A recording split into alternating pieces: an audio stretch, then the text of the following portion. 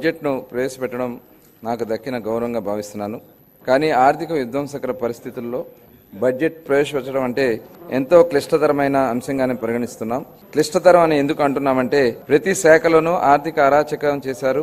ఆర్థిక అరాచకం అని మేము చెప్పడం కాదు, నీతి ఆయోగ్ తన నివేదికలోనే వెల్లడించింది. ఆంధ్రప్రదేశ్ రుణ సామర్థ్యం 0కు చేరుకుందని, అంటే మన రాష్ట్రం ఇక అప్పు తీసుకునే వీలు లేని స్థితికి చేరుకుందని వెల్లడించింది. అంటే భారతదేశంలో మొత్తంలో అప్పు తీసుకునే శక్తి లేని ఏకైక రాష్ట్రంగా మన రాష్ట్రం మిగిలింది. ఈ పరిస్థితుల్లో బడ్జెట్ ను ఎలా రూపొందించాలని తలలు పట్టుకుంటున్న స్థితిలో ముఖ్యమంత్రి గారు చెప్పిన మాటలే మార్గదర్శకంగా నిలిచాయి. అధ్యక్ష, అణుదాడిలో విధ్వంసకరమైన హిరోషిమా నగరం లేచి నిలబడగా లేనిది ఆర్థిక విధ్వంసం జరిగిన ఆంధ్రప్రదేశ్ ను తిరిగి నిలబెట్టలేమా అన్న మాటల స్ఫూర్తితో ఈ బడ్జెట్ ను రూపొందించింది. అధ్యక్ష, గత ఏడాది మన రాష్ట్ర ప్రజలు ఎన్డీఏ కూటమిపై విశ్వాసం ఉంచి నవశకానికి నాంది పలికారు. రాష్ట్ర ప్రజలు ఈ అపూర్వమైన తీర్పుతో రాష్ట్రాన్ని సరైన మార్గంలో నడిపించి వారి ఆకాంక్షలను నెరవేర్చాల్సిన గురుతర బాధ్యతను మా ప్రభుత్వానికి అప్పగించారు. ఈ ఏకపక్ష తీర్పు బ్రాండ్ ఆంధ్ర పునర్నిర్మాణంలో మా నిబద్ధతకు పునరుత్తేజం ఇచ్చింది. గత ప్రభుత్వం తమ 5 ఏళ్ల పాలనలో సామాన్యులు ప్రశాంతంగా బ్రతకలేని భయానక మరియు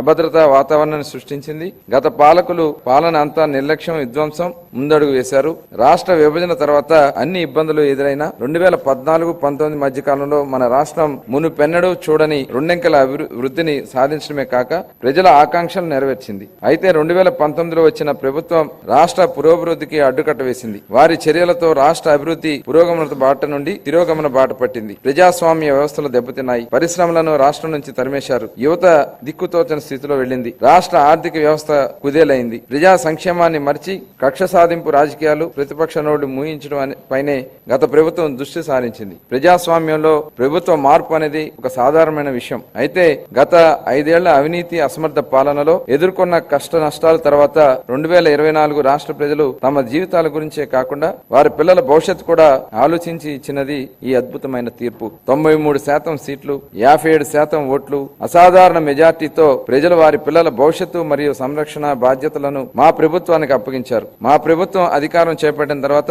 మన రాష్ట్ర పరిస్థితులను సమీక్షించి లోతైన విశ్లేషణ జరిపి శ్వేతపత్రాల ద్వారా గత ప్రభుత్వం దుష్ట పరిపాలన బట్టబయలు చేసింది. తద్వారా మన రాష్ట్రం దిశానిర్దేశం లేకుండా అస్తవ్యస్తంగా ఉందని గుర్తించాము. మన రాష్ట్రంలోని సంస్థలన్నీ నాశనమయ్యాయి. ఆర్థిక వ్యవస్థ కుప్పకూలింది. అప్పులు భారీగా పెరిగాయి. మేం పాలనా పగ్గాలు చేపట్టే నాటికి మన రాష్ట్ర పరిస్థితి ఇదే. అధ్యక్ష, ఇలాంటి సంక్లిష్ట పరిస్థితుల్లో రాష్ట్ర పునర్నిర్మాణం ఎన్నో సవాళ్లతో కూడుకుని ఉంది. దీన్ని అధిగమించిన అవసరం. దార్శనికులు, సంస్కర్త, విధాన మార్గదర్శకులు మరియు అద్భుత మార్పుకు శ్రీకారం చుట్టగలిగిన గౌరవ ముఖ్యమంత్రి శ్రీ నారా చంద్రబాబు నాయుడు గారి నాయకత్వం వహించడం మన భావితరాల అదృష్టం.